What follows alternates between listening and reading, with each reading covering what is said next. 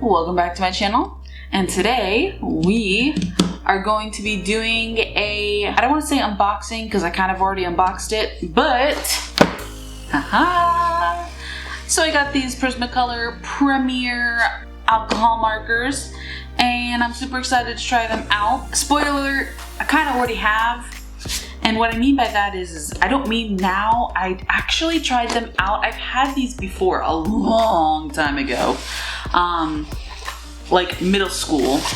The only difference was though that I didn't have these specific kind. So this is the brush nib kind with it's got the bullet nib on one side, brush nib on the other. The ones that I had the chisel tip and the bullet nib. So I'm excited to try these out. I got a set of 48 because these puppies are friggin' expensive. About as expensive as your usual alcohol markers. So right off the bat, the packaging, not too bad, not too shabby. I'm not the biggest fan of it, but whatever. And then in the second pack, I've got, let's see. Basically just more colors. Not sure how that got loose. Anyways, and let's go ahead and do some color swatching. Before we do color swatching though, let's look at the brush marker itself. I kind of just glazed over that significant part. This is, let me see if I can get a better focus. Ignore the ink on my fingers. I was playing around with an ink pad and some stamps, and yeah, that ink does not wash out right away. Anyways, so as we can see here, the barrel is completely black. We've got this nice squiggly line here indicating our brush nib side. We got a bold straight line indicating the bullet nib side. This is the color Ultramarine PB44. Blue Ultramarine.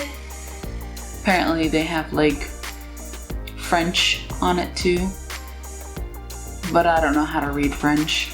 I did my best. So, got the color code caps as well. I like the black look. I think we often have, a lot of artists are used to the gray of Copics or the white of a hoo-hoos or, whatever else y'all use. Usually it's a lighter tone color, but I'm kind of digging this black. All right, right off the bat, it's hard to take. It is hard to take this off. What in the world? Okay. And I got ink on me just from pulling it out. So, as you can see here, this is the bullet nib. Not too shabby, just your generic bullet nib look. And the brush nib. Gosh. Brush nib, brush, oh, there, yeah, there we go. There's the brush nib. I'm excited to test out the flexibility of that. And that's that. Now let's do our color swatches. Alright, color swatching time. Holy guacamole. I swear I'm not making this up. I don't know if there's like, holy, I swear, this is so hard to open up. Like, what? Why? I don't get it.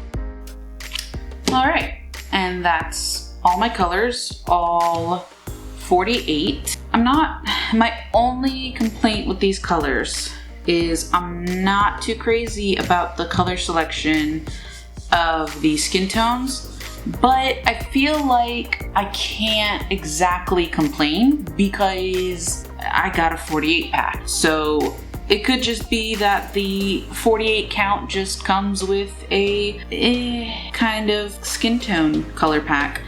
One of the things though that I do like is the color of the pinks. I like the pinks. I'm digging the purples too. So I might bring up my Gemsona to color. So for those of you unfamiliar with my Gemsona, she is a character that I made several years back. And basically she is just a persona, I guess you could say. It's very similar to the idea of like a spider sona, except she's a Gemsona. All that means is that she is from an idea or a character from the Steven Universe realm, I guess you could say. And one of the things I really have come to love about the show is the body positivity that they really show. I mean, Amethyst is real thick, and then there's Garnet, who is also like very, I don't even know the term, voluptuous, I guess you could say. And then there's Steven Universe himself, who's just this little chubby kid, and I just love it. Like, and I don't think there's even an episode where he's ever like ashamed of being, you know, chubby or anything like that. And if there is, I must have missed it, so don't quote me on that. The idea is that the Gemsona sort of represents you in a sense. And so of course I just really felt the need to make her on the larger side. I felt like that's an accurate representation of like putting myself just a little bit into this while also, you know, making her unique and super cute. And like if you follow my Instagram, you will have seen her, particularly an image of her standing next to a very, very tall green lady. That is a green, another, I don't want to say Gemsona because I didn't really base her off of me, but just another sort of character that I created, and it's her girl from, she's a green Jasper.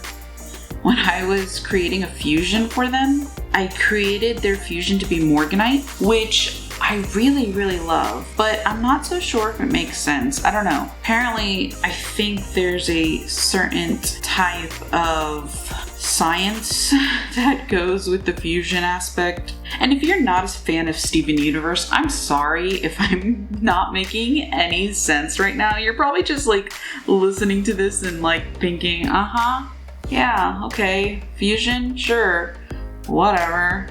I'm just gonna assume y'all are here for the art, which if you are, sweet. And yeah, so this is my basic sketch. I went ahead and I lightened it a bit with my kneaded eraser, and now I'm going with my Copic Multiliner and lining it.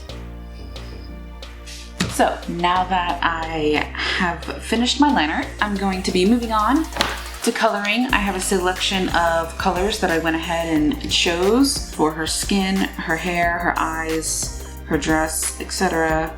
So let's get started. I'm using 133 as the base of her skin. Bear with me as I struggle to get this open. Ow. I don't know if anybody else can relate, but sometimes I really struggle with having really good control when it comes to the brush nibs. I'm sure it's just a certain thing that I just have to keep practicing on. But does anybody else have this issue? I'm very curious. The blendability, like the way it blends, seems to be very easy.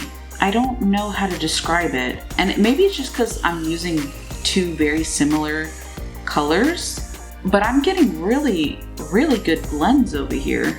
I'm very surprised.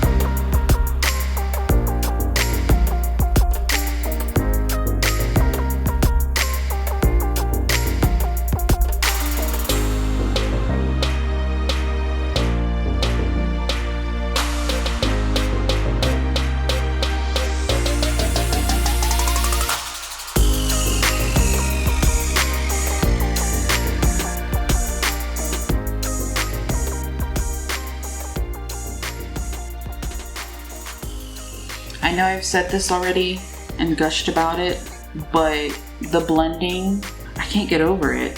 I mean, look at this beautiful gradient I'm getting. I personally hate this saying, but y'all, I am shook. I'm really not over exaggerating. Like, I'm literally just adding gradient now just because it looks so good. Like, I didn't plan on doing this gradient on the bottom, but I'm just like, screw it. I'm gonna do it because holy cow, why not? It looks good. And as always, best way to get a good blend or gradient or mix is to always try to get, like, just try to like mix your colors immediately. I mean, I don't know if that's really true for all markers that are alcohol, but when that ink is fresh, you just got it on and you're mixing it with another color, I feel like that's when you get a beautiful, good blend.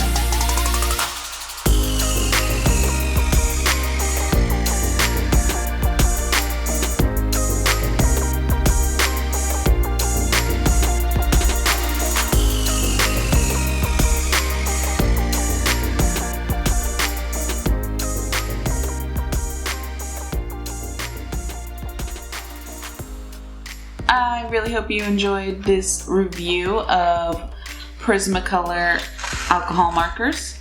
I had a ton of fun with it, especially with this gradient blend. Thanks for watching. Maybe comment, like, and subscribe, and I'll see you next time. Thanks, guys. Bye.